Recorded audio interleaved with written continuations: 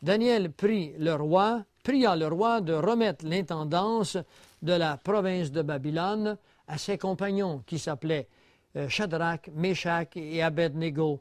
Et Daniel était à la cour du roi. Je ne voudrais surtout pas terminer ce chapitre 2 sans vous expliquer ce que Dieu est en train de nous révéler dans le verset 49.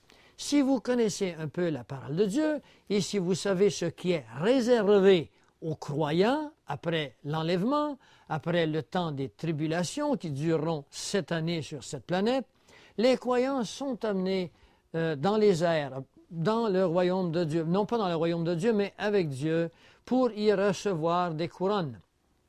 Quand les tribulations sont terminées, quand l'Éternel revient, quand Christ revient sur notre planète, il commencera alors un règne de 1000 ans. Que feront donc les croyants de l'époque de l'Église? Ils régneront avec Christ sur notre planète pendant 1000 ans. C'est ce que ces versets nous révèlent. À cause de leur foi, à cause de leur connaissance de la parole de Dieu, de leur fidélité à la parole de Dieu, souvenons-nous que dans les chapitres suivants, que je vous inviterai à vivre par la connaissance, par la lecture du chapitre 3 de Daniel, ses compagnons et Daniel seront amenés dans une fournaise de feu parce qu'ils refuseront d'obéir, ils refuseront d'adorer le roi Nabuchodonosor qui demandera d'être adoré et qui est un présage, une image de ce que l'Antéchrist fera bientôt sur notre terre, exigera que tous les hommes l'adorent et que des millions d'hommes se prosterneront et l'adoreront. Et nous savons que les gens de la tribulation refuseront de l'adorer et que pour cela, ils seront mis à mort par guillotine et autrement, tel qu'il nous l'est dit dans le chapitre 20 d'Apocalypse. Eh bien, ces compagnons qui passeront à travers cette fournaise ardente représentent ceux de la grande tribulation qui passeront également par la présence, par la puissance de Dieu, et ils représentent en même temps, à cause du règne à la cour du roi, les croyants qui viendront sur cette planète avec le roi des rois, le Seigneur des seigneurs, que vous trouvez dans Apocalypse 19, le verset 16, et ils régneront sur la planète comme Daniel a régné à la cour du roi. Nous vous invitons à rester avec nous maintenant, de prendre un moment d'intermission, et revenez-nous avec nous pour le chapitre 7 de Daniel.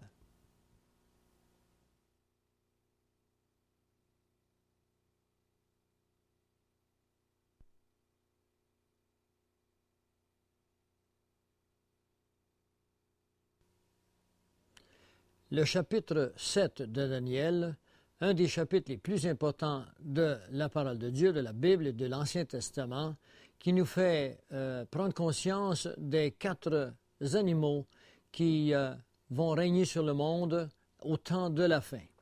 Préalablement à ce que nous entrions dans le contexte de Daniel 7, laissez-moi vous replacer dans le contexte de Daniel 2, où Nabuchodonosor eut un rêve.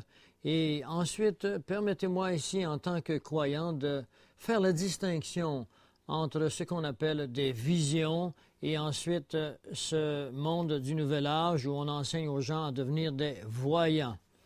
Il y a 24 personnages dans toute la parole de Dieu, dans toute la Bible, qui ont eu des visions, qui ont eu en somme 34 rêves ou 34 visions dans l'ensemble, dans la totalité. 22 de ces personnages sont dans l'Ancien Testament et 12 dans le Nouveau Testament. Les visions qu'eut Daniel ne sont pas des visions de Daniel à partir de ses soi-disant forces psychiques ou de sa capacité à contacter Gaïa, c'est-à-dire l'esprit de la terre.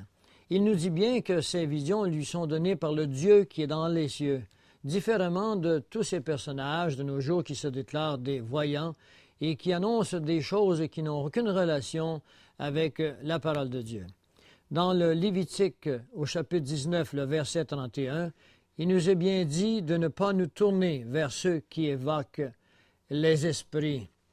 Il nous est dit également dans Lévitique 20, au verset 6, si quelqu'un s'adresse aux morts et aux esprits des morts, je tournerai ma face contre cet homme. » Alors qu'il soit clair et net que les visions de Daniel ne sont pas des visions quelconques données à un voyant quelconque, ce sont des visions données par Dieu et qui ont une influence, qui ont un rapport avec nous de la fin des temps, afin que nous puissions savoir et comprendre où nous en sommes.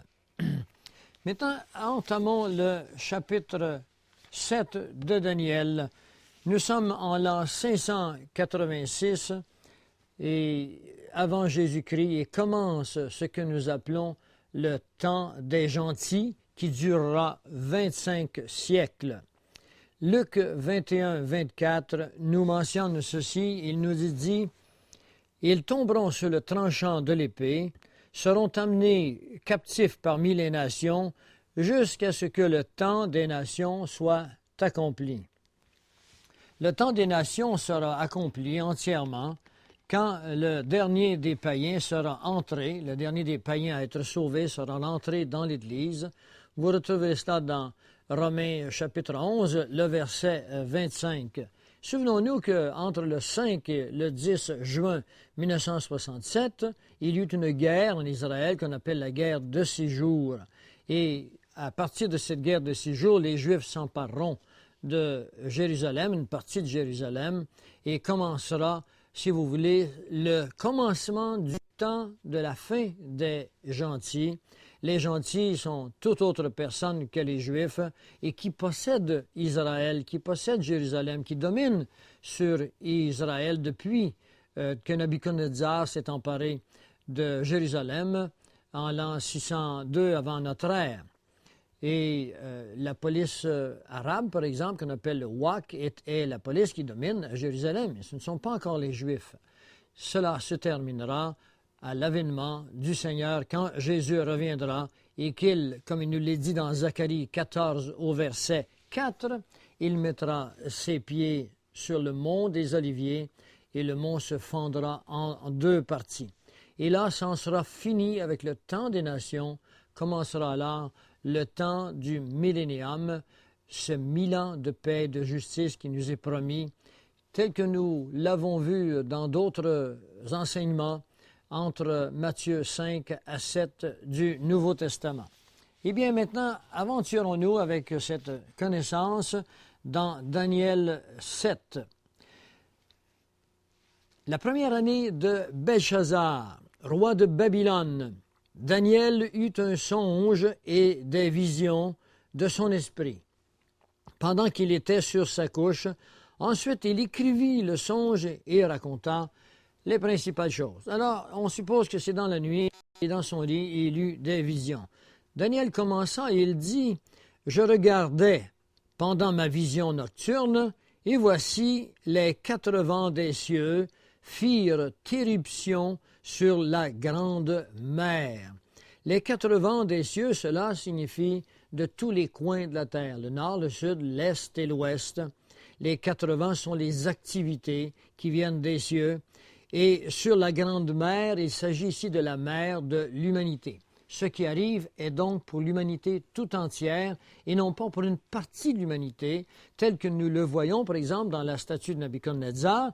La tête d'or représente Babylone, alors cela représente l'empire babylonien. Et chacun des autres successifs nous donneront des empires respectifs, mais des empires qui ont une limite géographique et politique. Ici, Daniel nous dit bien que ce qu'il va voir, ça vient des 4 vents. Et c'est sur la grande mer. La grande mer, dans la parole de Dieu, dans la Bible, dans le contexte, quand on parle de la mer, tel qu'on nous en discuterons ensemble dans une cassette qui s'appelle Les animaux qui sortent de la mer et de la terre, d'Apocalypse 13, vous comprendrez que la mer ici représente l'humanité. Et ceci nous situe que les empires que nous avons étudiés il y a quelques instants dans Daniel 2 n'ont plus rien à voir avec les empires que nous allons discuter ici, contrairement à la théologie traditionnelle qui croit qu'il s'agit des mêmes animaux. 4 grands animaux sortirent de la mer, différents l'un de l'autre, Tantôt, nous parlions de ces royaumes, de ces juridictions sur lesquelles régnaient des rois, et maintenant, nous parlons des animaux qui sont différents l'un de l'autre. Le premier était semblable à un lion et avait des ailes d'aigle. Je regardais jusqu'au moment où ses ailes furent arrachées et fut enlevé de terre et mis debout sur ses pieds comme un homme, et un cœur d'homme lui fut donné. Alors, il s'agit ici du premier animal. Au lieu de les nommer à la suite les uns des autres, nous allons les expliquer immédiatement.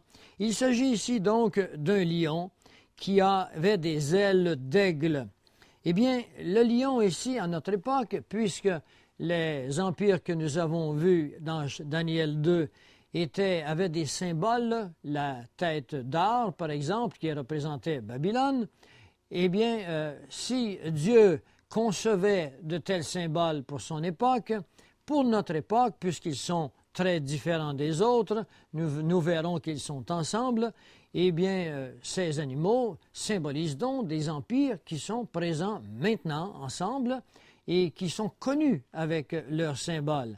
Ainsi, par exemple, le lion représente, bien sûr, vous l'avez deviné, l'Angleterre.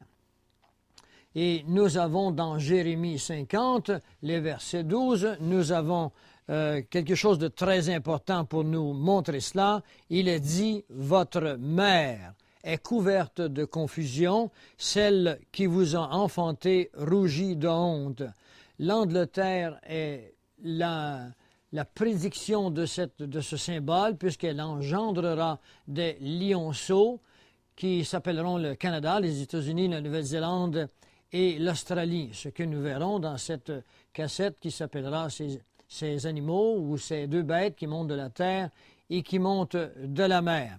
Elle avait des ailes. Les aigles représentent bien sûr d'autres pays que nous verrons à ce moment-là, mais ils représentent les États-Unis d'Amérique. Et nous voyons également un passage qui vient confirmer cela dans Amos 5, 19, où il est marqué « Vous serez comme un homme qui fuit devant un lion et que rencontre un ours qui met sa main sur la muraille et qui se fait piquer par un serpent. » Le contexte global de ce verset nous montre qu'il s'agit ici, quand on parle d'un homme qui est comme un lion, il s'agit bien sûr qu'il rencontre un lion de l'Angleterre, puisque Israël est reconnu le 14 mai 1947 et que le lendemain il est attaqué par les pays qui sont autour de lui et que la déclaration de Balfour de 1917 qui est faite par l'Angleterre devrait faire reconnaître, était là pour faire reconnaître le pays d'Israël, mais nous connaissons l'histoire et nous savons que l'Angleterre fera tout ce qu'elle pourra pour empêcher les Juifs de retourner dans leur pays. Elles leur donneront cette partie du pays qui est difficile à cultiver, et alors ils rencontreront cette première difficulté qu'est le lion, et ensuite ils rencontreront une autre difficulté qu'est l'ours, et nous verrons ce qu'est l'ours immédiatement. Alors, il est question ici que jusqu'au moment où les ailes furent arrachées, il fut enlevé de terre et mis sur ses pieds comme un homme, et un cœur d'homme lui fut donné. Alors, c'est le premier animal, et il s'agit bien sûr de l'Angleterre. Le verset 5 nous parle d'un second animal. Il nous dit, voici, un second animal était semblable à un ours, et il se tenait sur un côté seulement. L'ours n'a donc jamais réussi à se lever complètement. Il se tient seulement sur un côté et avait 3 côtes dans la gueule, entre les dents, et on lui disait « Lève-toi et mange beaucoup de chair ». Alors, de quoi s'agit-il ici? Eh bien, l'ours, vous le connaissez bien, il s'agit de la Russie. La Russie, qui n'a jamais réussi à s'emparer du monde en entier, elle a demeuré seulement d'un côté, et les trois fondateurs de la Russie qui s'est nourrie de ses côtes. Que sont ces côtes? Nous avons des raisons de croire que la Russie s'est nourrie de la philosophie de 3 personnages qui s'appelaient Hegel, Marx et puis évidemment Lénine. Alors, les trois côtes représentent ces trois personnages, desquels la Russie s'est nourrie depuis 1917, et la Russie se nourrit encore, quoique actuellement, la désinformation fait croire que le communisme n'est plus en Russie. C'est un sursis, et nous verrons dans des cassettes antérieures, postérieures à celle-ci, que le communisme est encore très présent, le nazisme est très présent, et il revient avec l'occultisme dont ils sont issus, avec toute la force que nous pouvons concevoir et qui vous sera raconté dans des cassettes postérieures à celle-ci. Et il lui dit, « Lève-toi et mange beaucoup de chair. » Eh bien, il faut aller dans l'histoire pour comprendre cela, savoir que la Russie a mis à mort, au nom de cette philosophie, des millions et des millions de personnes ont été tuées, ont été dans les fours crématoires. Enfin, ils ont vécu le désastre économique, le désastre familial, tout cela pour ne pas vouloir se conformer à la philosophie de ces hommes sur la Russie. Nous ne parlons pas ici de ce qui arrive entre 1939 et 1945 durant la guerre d'Adolf Hitler, mais les efforts qui seront faits à partir de la Russie pour arriver à cette monarchie qui naîtra, nous le verrons probablement ailleurs, qui naîtra dans des conspirations, dans des sociétés secrètes qui nous viennent de l'Angleterre. Le numéro 6, le verset 6 nous dit, « Après cela, je regardais, et voici un autre était semblable à un léopard, et il avait sur le dos 4 ailes, comme un oiseau. Cet animal avait 4 têtes, et la domination lui fut donnée. » Eh bien, nous avons des raisons de croire ici qu'il s'agit de l'Angleterre. Non pas de l'Angleterre, de l'Allemagne. Il y a 2 écoles de pensée ici. Certains croient qu'il peut s'agir de l'Iran. Nous ne sommes pas entièrement contre cette école de pensée, mais nous avons de bonnes raisons de croire qu'il s'agit de Gomer. Il s'agit de l'Allemagne. Les ailes ont toujours signifié dans la parole de Dieu ce qui est occulte. Et l'Allemagne de Adolf Hitler était une Allemagne occultiste, était entièrement sous la domination du groupe de Thulé. Et Adolf Hitler était lui-même régulièrement en contact avec des esprits. Eva Braun, qui était sa femme, nous racontera qu'elle entendait Adolf Hitler dans sa chambre avoir des conversations, parfois de tonnerre, avec des esprits. Nous avons des raisons de croire qu'il est possible qu'il ait des contacts avec des esprits, qu'il ait des contacts avec ce qu'on peut appeler, ce que les gens se plaisent à appeler des extraterrestres, qui ne sont pas des extraterrestres, mais des extradimensionnels qui font partie de la grande séduction de la fin des temps. Et si nous continuons maintenant, le verset 6, elle était semblable à un léopard qui avait sur le dos 4 ailes comme celles d'un oiseau.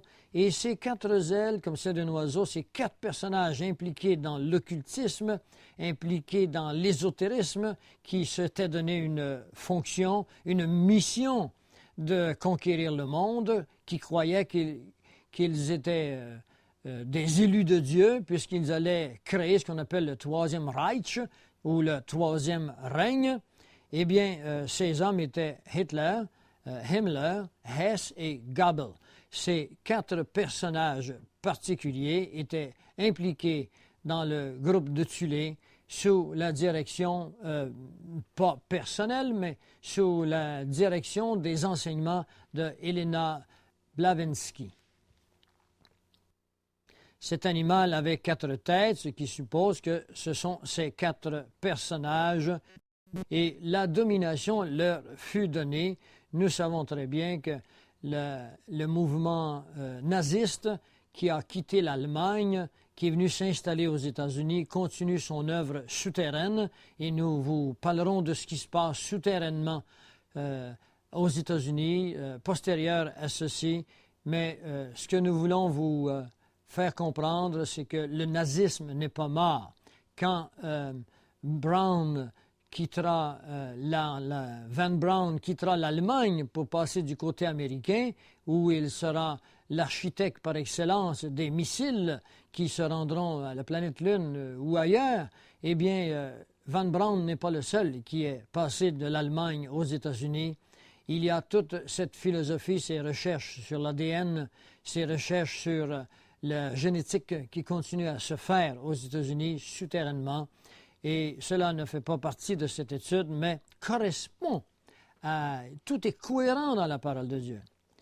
Et maintenant, allons au verset 7, un des plus importants pour vous et pour moi à notre époque.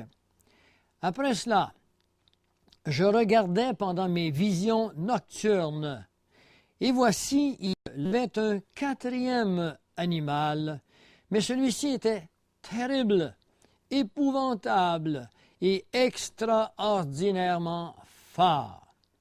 Il avait de grandes dents de fer, il mangeait, brisait et il foulait aux pieds ce qui restait. Il était différent de tous les animaux précédents. Il avait 10 cornes.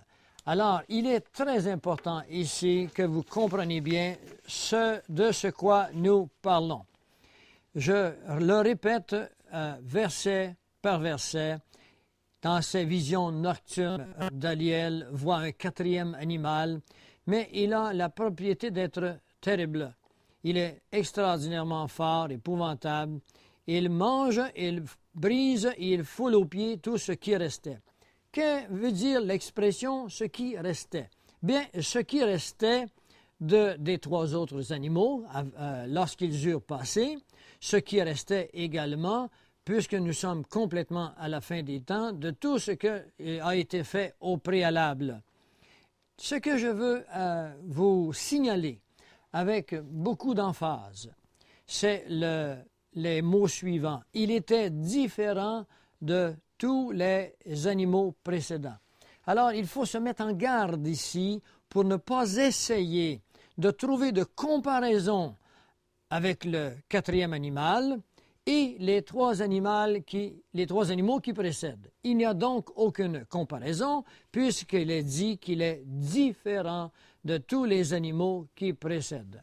Nous avons vu que les animaux qui précèdent sont associés à des empires connus, l'Angleterre par exemple, ensuite à l'Allemagne et ensuite à la Russie qui est symbolisée par l'ours, l'Allemagne par le léopard et l'Angleterre par le lion.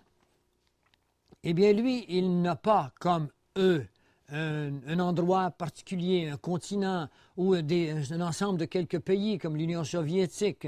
Il est différent de tous les autres. Et il est différent parce que ce quatrième animal inclut les trois premiers animaux. Ce quatrième animal inclut la planète tout entière, toute tribu, nous le verrons plus tard, et toute langue. Il est différent parce qu'il n'est pas limité à une géographie, à une juridiction, à une seule politique donnée. Il est la politique des derniers temps, une seule politique. Il est le seul chef de tout l'empire, de tous ces empires. Il est également celui qui ordonnera une seule religion. Il est l'équivalent de Nabuchodonosor du chapitre 3, qui voulut faire de toute la terre existante, de tous les peuples existants à ce moment-là, le seul Dieu et le seul roi. Et les mots que nous voudrions mettre en évidence maintenant sont les mots qui apparaissent à votre écran. C'est le mot araméen « en présence de ». En présence de est en français, bien sûr, mais le mot araméen est « kodem ». Et le mot « kodem » veut dire « en présence de ». Dans la Bible anglaise, quand vous lisez ce texte, il sera marqué il était différent de tous les autres animaux précédents et on marquera le mot « before ». Before qui veut dire « devant ». Il a donc la signification d'être en présence les uns des autres et non pas nécessairement qui vint avant. mais en présence de, comme dans l'expression anglaise, I am talking before you. Je parle devant vous, en présence de vous. Et c'est le mot de la concordance Strong que vous pourrez vérifier. C'est le numéro 7223 qui nous montre que ce mot précédent vient changer entièrement le sens de notre compréhension de ces quatre animaux qui sont en présence les uns des autres. Et ils le sont à un moment qui ressemble étrangement à notre époque. Mais à un moment donné, un signal donné que nous verrons dans Daniel 9, lors d'une signature de traité, le quatrième animal deviendra effectif, il deviendra en action et les trois animaux qui précèdent collaboreront entièrement avec lui pour créer ce que nous appelons et ce que nous avons appelé la grande ou aussi simplement la tribulation, la 70e semaine du prophète Daniel. Alors, il est important de comprendre que ce mot précédent a une signification qui veut dire en présence de, ce qui vient changer le contexte global de ces quatre animaux. Il est différent des autres, il est terrible, il est dangereux parce que ce quatrième animal s'emparera de toute la terre et que ce quatrième animal prendra possession de la terre par les armes, prendra possession de la terre par des traités, prendra possession de la terre par de la diffusion que nous avons à cause de la technologie aujourd'hui et par le système financier. Maintenant, allons au verset 8. Daniel nous dit, « Je considérais les cornes, et voici, une autre petite corne sortit du milieu d'elle, et trois des premières cornes furent arrachées devant cette corne. Et voici, elle avait des yeux comme des yeux d'homme, et une bouche qui parlait avec arrogance. » La petite corne dont il est question ici, bien sûr, est le Philistin dont nous avons vu tantôt. C'est la petite corne que nous appelons également l'Antéchrist. La Bible nous parle-t-elle d'un Antéchrist? Eh bien oui, elle est dans 1 Jean au chapitre 2, le verset 18. Jean nous parle d'un Antéchrist qui vient. Apocalypse 13, 17 et 18 nous parlent d'un Antéchrist. Matthieu 24, 15 nous parle de « Quand vous verrez l'abomination parlée par le prophète Daniel », déjà Matthieu fait référence à ce que nous étudions et Daniel nous parle de cet homme qui est considéré maintenant comme l'Antéchrist que nous verrons au chapitre 9. Et voici, elle avait des yeux d'homme. Cela veut dire que cette petite corne n'est pas un empire en lui-même. La petite corne est un homme. Et elle arrachera trois des premières. Nous verrons qu'il y en a quatre empires que nous verrons dans le chapitre, dans le verset 17, et qu'elle s'emparera de tous les autres animaux, qu'elle en fera un seul. Alors, nécessairement, elle aura le contrôle total, et c'est ce que l'Antéchrist voudra faire, le grand contrôle total. Le verset 9 maintenant. « Je regardais pendant que l'on plaçait des trônes, et l'Ancien des jours s'assit. Son vêtement était blanc comme la neige, et les cheveux de sa tête étaient comme de la laine pure. Son trône était comme des flammes de feu, et les roues comme un feu ardent. Un fleuve de feu coulait et sortait devant lui. 1000 milliers le servaient, et 10 000 millions se tenaient en sa présence. Les juges s'assirent et les livres furent ouverts. » Eh bien, ici, il s'agit bien sûr de l'Ancien, il s'agit du Père. Et dans Jean 10, 30, par exemple, il nous a dit, Jésus parle, il dit « Le Père et moi sommes un ». Et celui qui juge, c'est Jésus-Christ et non le Père. Le Père dira que tout jugement a été remis au Fils. Vous voyez ça dans Jean 5, 22 à 23. Et que dans Actes 17, 31, il y a un jour fixé pour juger le monde par Jésus. C'est Jésus qui jugera le monde. Et il y a un jour fixé pour cela. Ceux qui croient qu'il n'y aura pas de fin, eh bien, votre raisonnement est jugé ici, et il l'est également dans Daniel 8, 19, que nous avons vu ce matin, parce qu'il y a un temps fixé pour la fin. Alors, il s'agit de Dieu le Père, et il s'agit de Daniel qui est amené, bien sûr, en esprit, qui est amené au ciel et qui voit qu'il se passe des activités, qu'il voit Dieu le Père ici. Et il fut amené au ciel au moment précis où cette petite corne arrive sur la sellette. Et cette petite corne étant l'Antéchrist, et nous le verrons tantôt comment l'Église de Jésus-Christ, que je vous inviterai à devenir membre, non pas à vie, mais éternellement, l'Église de Jésus-Christ est enlevée de la planète Terre préalablement à la signature d'un traité que fera cet Antéchrist, que nous verrons dans les détails au prochain chapitre. Mais au prochain chapitre, souvent, je vous ramènerai à celui-ci. Il est donc important que vous compreniez bien les éléments de Daniel 7, ces animaux qui sont là aujourd'hui, l'Angleterre avec les États-Unis, le Canada, la Nouvelle-Zélande et l'Australie qui sont les lionceaux du lion, votre mère qui rougit de honte, et l'ours qui est la Russie qui est en train de se réorganiser, et également nous avons parlé du léopard qui est l'Allemagne, qui est liée par le pacte de Varsovie avec la Russie, et dont une partie fait partie de l'OTAN. Et nous verrons comment ces deux grandes organisations, finalement, n'en feront qu'une seule et unique par l'intermédiaire ou par le subterfuge des sociétés secrètes qui ont accompli, qui ont signé des traités qui échappent aux lois normales des présidents et des ministres des pays actuels. Alors, nous continuons toujours au verset 11. Mais au préalable, permettez-moi de vous lire, de revenir sur le verset 10 qui dit « Les juges s'assirent et les livres furent ouverts ». Les livres contiennent quoi? Mais ils contiennent le nom de toute personne qui est sauvée, de toute personne qui appartient à Jésus-Christ. Ma question, en continuant comme ça, êtes-vous certain que votre nom est écrit dans ces livres? Si vous n'êtes pas certain, demeurez assis et demeurez avec nous. À la fin du chapitre 9, nous vous inviterons à placer votre nom dans le livre, dans les grands livres qui sont ouverts ici au chapitre 10, au verset 10 du chapitre 7.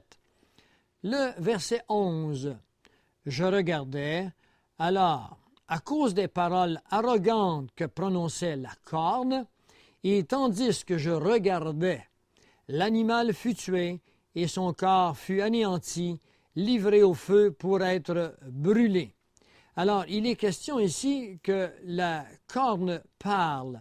Il faut donc que cette corne soit un homme. Et tandis que je regardais, l'animal fut tué. Il n'est pas dit ici que la corne fut tuée, mais que l'animal fut tué.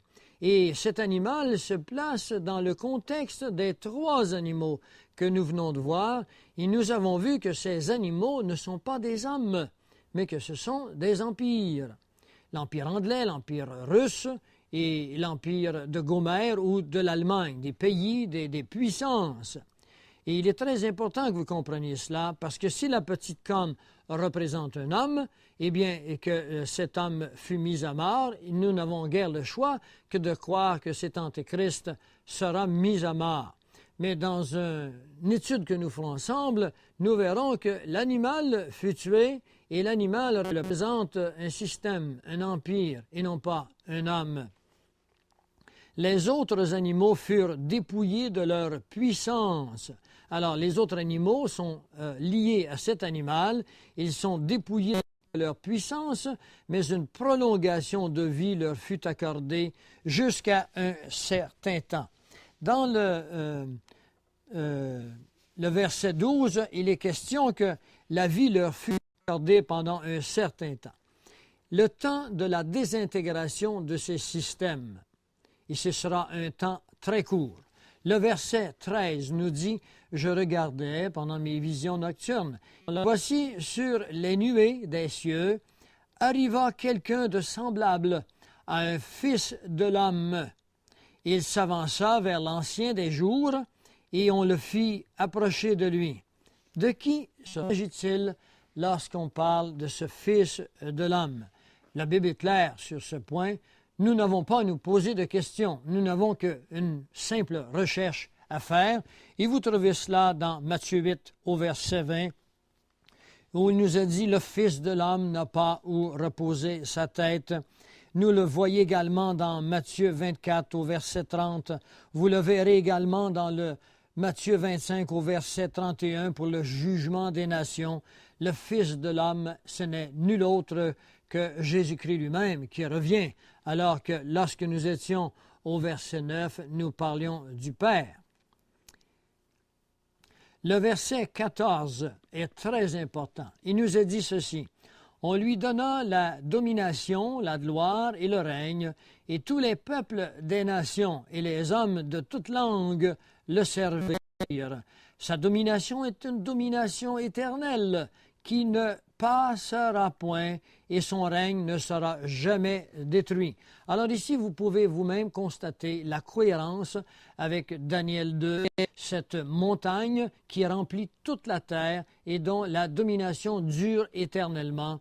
Après que cette petite corne a été matée, après que cette pierre a tombé sur les 10 orteils, sur lesquels orteils régnait cette petite corne qui est un homme qui lance des paroles arrogantes que nous trouvons également dans Apocalypse 13, les versets 5, qui lance des paroles arrogantes. Il nous est facile de comprendre ici qu'il s'agit d'un homme et que cet homme sera retranché, cette petite corne, et que cette pierre qui représente Jésus-Christ vient sur ses 10 orteils, c'est-à-dire sur les 10 grandes biorégions, et elle les fait disparaître, et elle fait en même temps disparaître toutes les racines. Elle fait disparaître toutes les philosophies. Elle fait disparaître les dominations.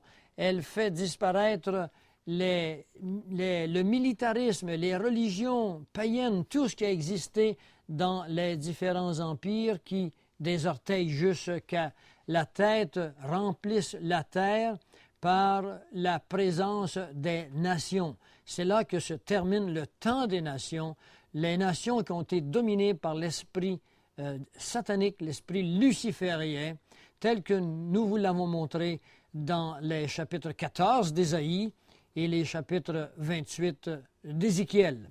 Nous vous conseillons de retourner afin de pouvoir constater ce que représente l'Antéchrist, ce que représente également Lucifer qui veut dominer sur ce monde, tel qu'il est marqué dans Matthieu 4 et qu'il est marqué dans 1 Jean 5, 19, où il nous est dit que la terre entière appartient à Satan. Les versets 15. « Moi, Daniel, j'eus l'esprit troublé au-dedans de moi, et les visions de ma tête s'effrayèrent. » On peut comprendre, Daniel est un homme discipliné, un homme d'une très grande intelligence, mais Daniel est un homme. Et lorsqu'il voit toutes ces choses sur son peuple, il est troublé. Je m'approchai de l'un de ceux qui étaient là. Alors, il y avait quelqu'un là, et je lui demandai ce qu'il y avait de vrai dans toutes ces choses. Et il me dit, et il m'en donna l'explication. Alors, voici l'explication de ces choses.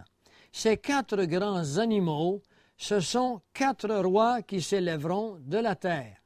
Et, bien sûr, on le comprend, ce sont ces 4 rois qui s'élèveront de la terre.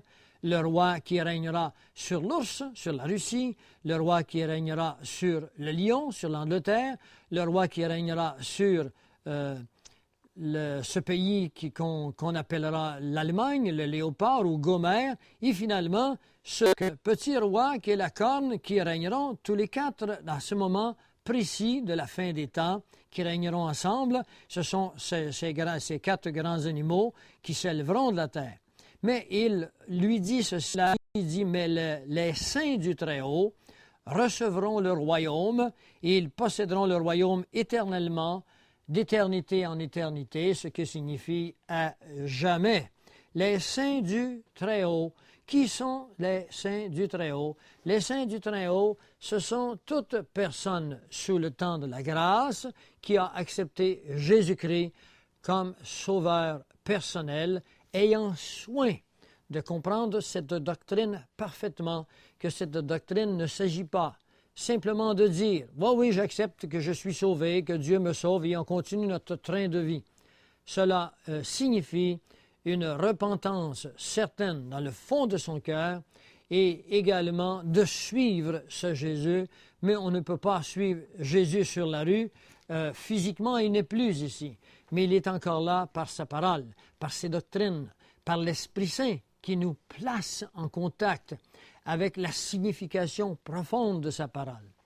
Et c'est ainsi qu'il y a cette première catégorie de saints que sont ceux-là qui ont donné leur vie à Christ, qui sont nés de nouveau, mais dans le contexte ici, il s'agit des saints du royaume, le royaume de Dieu qui nous est parlé dans Matthieu qui nous parle de Jésus en tant que roi, et qui nous parle donc d'un royaume, de ce royaume qui aura lieu sur la terre durant le millénium.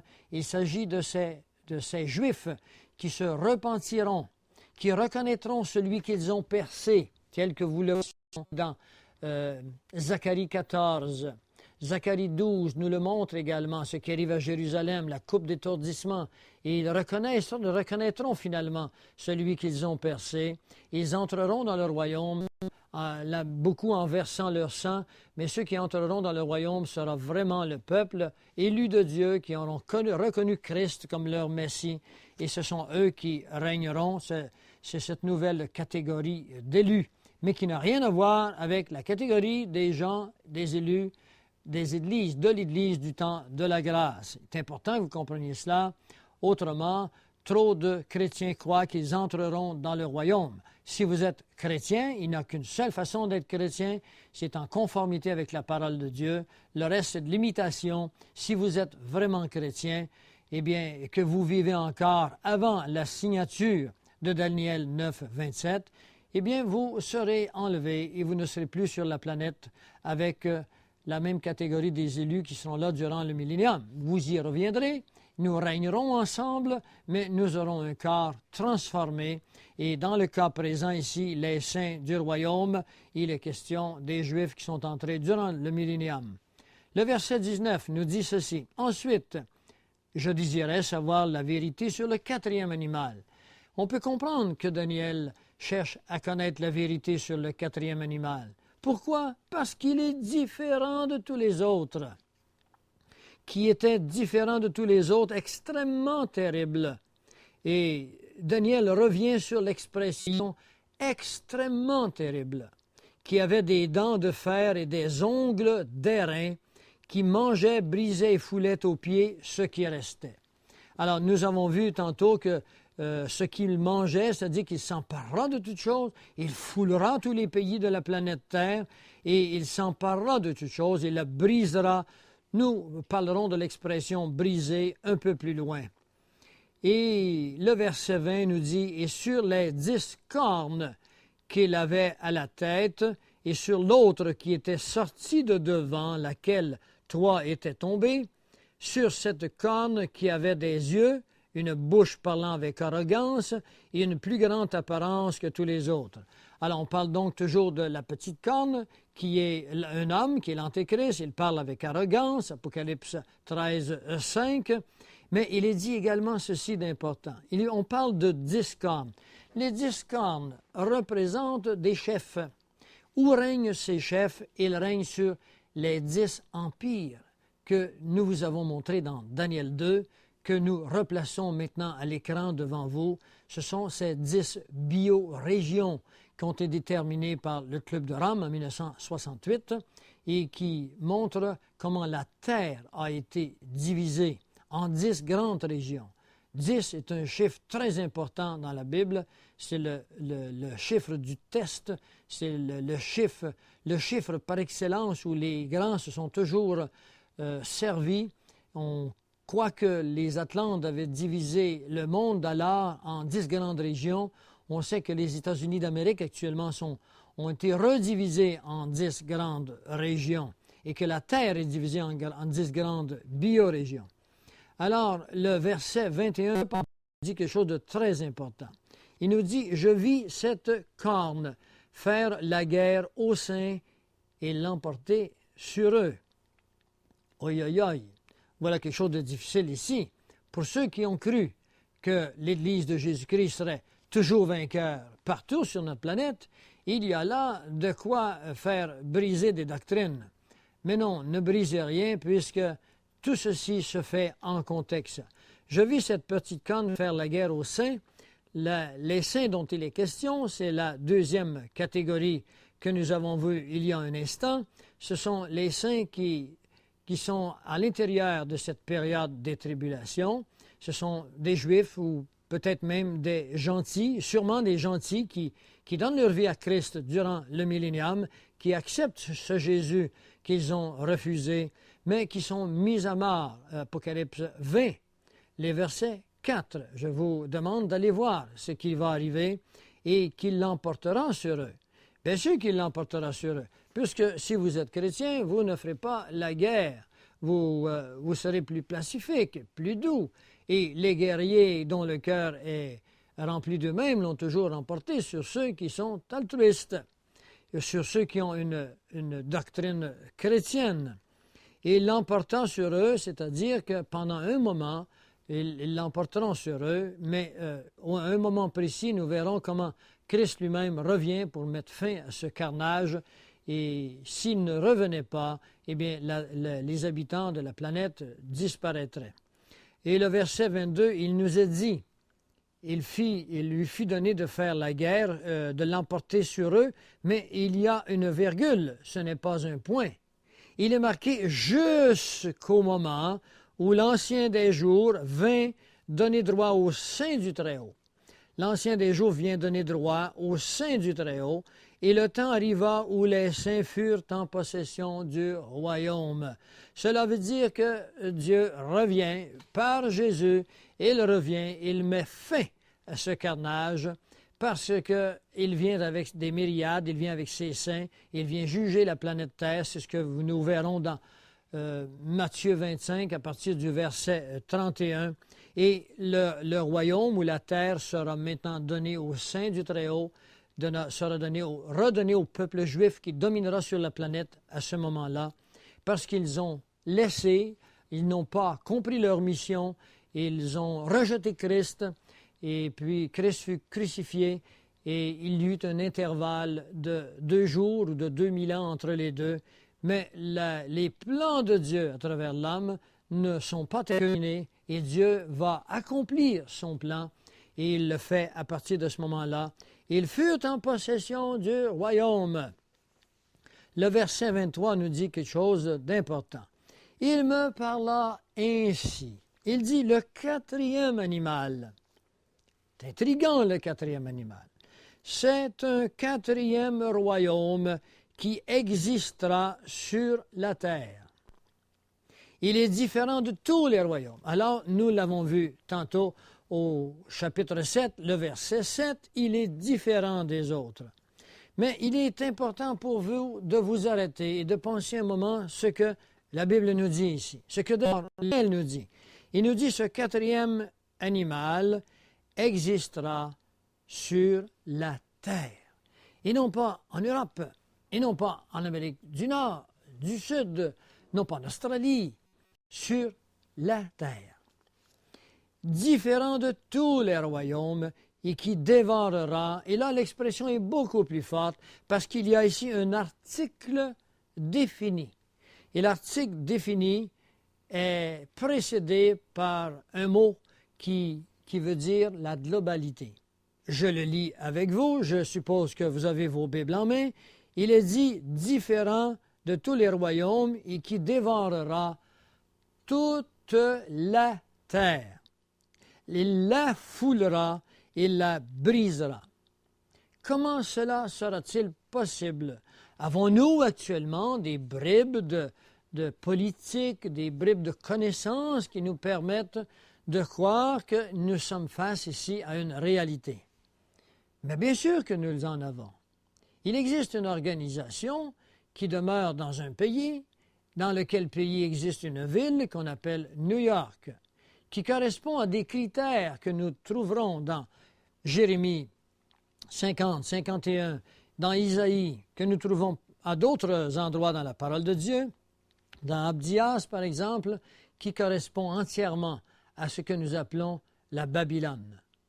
Et cette Babylone, l'esprit de la Babylone, y a créé une organisation internationale qui s'appelle les Nations Unies. Le mot Nations Unies parle de toutes les nations de la Terre. Ils ne sont pas tous membres, mais il y a quand même actuellement 119 pays qui sont membres des Nations Unies.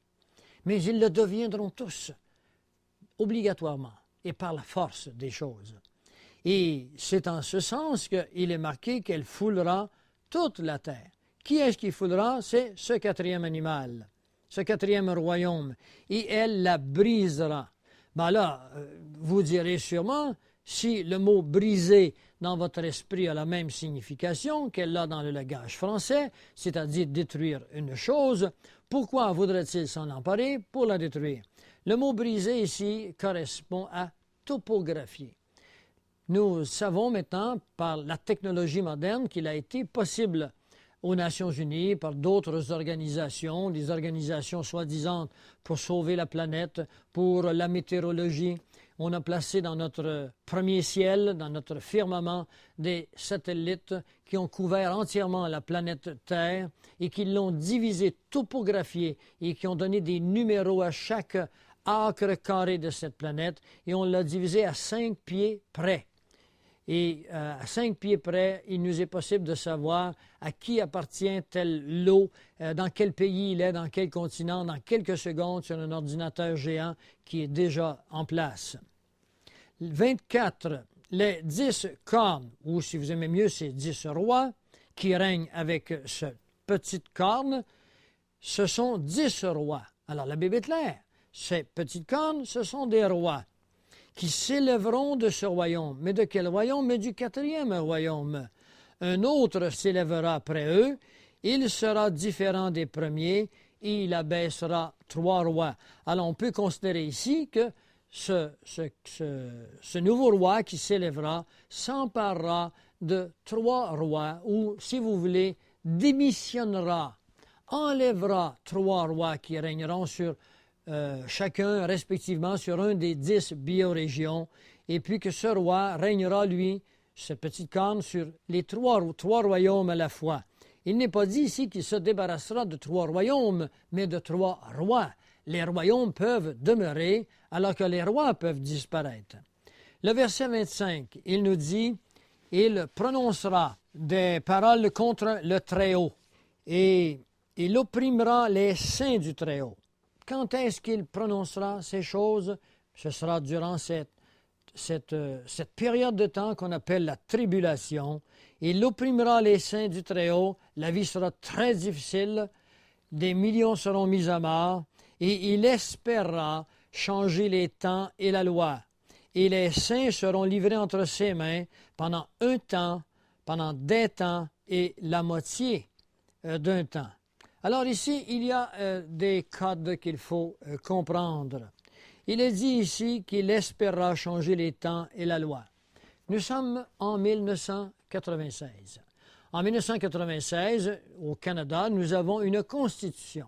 Et la constitution nous donne des droits. Certains de nos comportements sont, soi-disant, des privilèges. Mais la constitution canadienne nous donne des droits. Il y a également la Constitution américaine qui donne des droits à ses citoyens, que je vous invite d'ailleurs à explorer afin de comprendre les droits que nous avons. Mais l'Antéchrist voudra se débarrasser de tout ce qui constitue des droits aux citoyens et aux personnes. Il voudra changer la loi. Et c'est ainsi qu'ils se sont emparés des équipes de personnages sous des commissions spéciales faites par les Nations Unies qui se sont emparés de nos lois par des traités. La Cour supérieure des États-Unis a donné bienséance aux traités plus qu'aux lois constitutionnelles. Ils s'empareront de nos pays et de nos droits, et il voudra changer les temps. Nous ne serons plus en 1996, l'Antéchrist étant imbu, étant imprégné de l'esprit de Satan, et il voudra imiter Jésus, il voudra imiter Christ, puisqu'on dit que Satan est le singe de Dieu, est un imitateur de Dieu, et il voudra, au moment où il entrera en fonction, recommencer les temps à zéro, comme ce fut le cas du temps de Jésus, où on a changé le calendrier, on a changé les temps, on a commencé en l'an zéro pour arriver maintenant à l'an 1996. Et les saints seront livrés entre ses mains pendant un temps, des temps et la moitié d'un temps.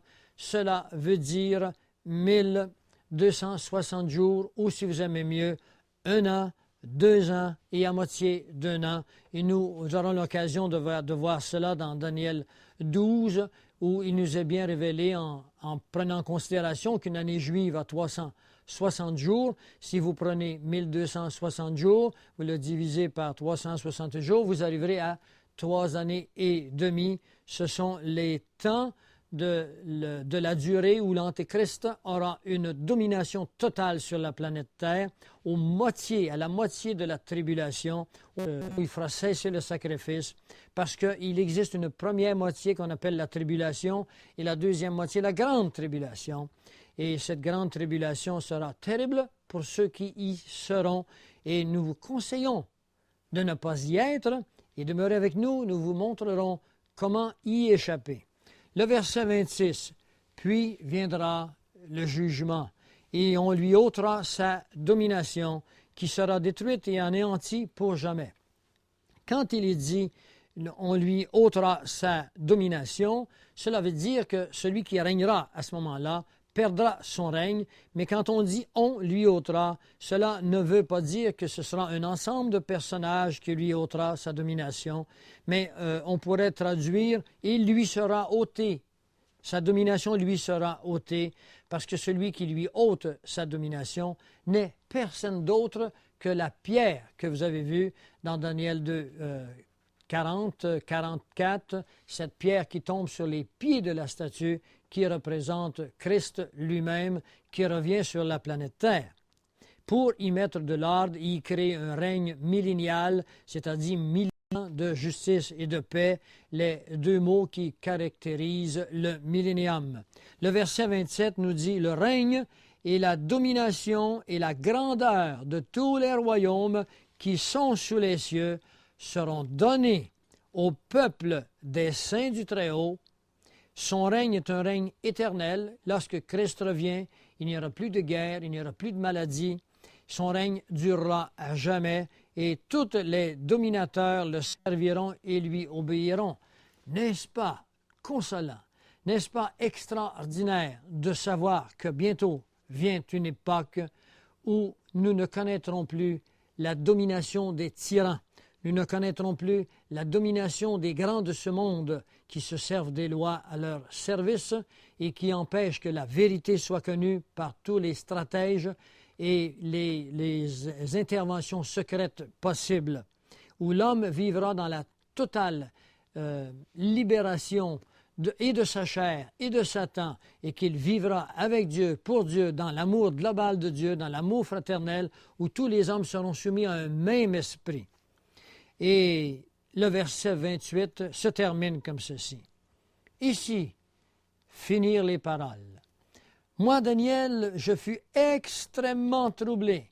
Si vous croyez qu'il existe des gens qui sont extrémistes, eh bien, Daniel devait sûrement être un peu extrémiste, parce que toutes ses émotions furent amenées à l'extrême. Il nous dit, je fus extrêmement troublé par mes pensées. Je changeai de couleur. Ça ne peut être plus clair. C'est très coloré comme langage. Daniel nous dit qu'il changea de couleur. Pour changer de couleur, il faut qu'il se fasse à l'intérieur de nous une forte émotion qui change la contraction des vaisseaux sanguins par la sécrétion d'adrénaline ou la soustraction de la sécrétion d'adrénaline et qui donne une anémie temporaire à la peau ou une hyperémie à la peau.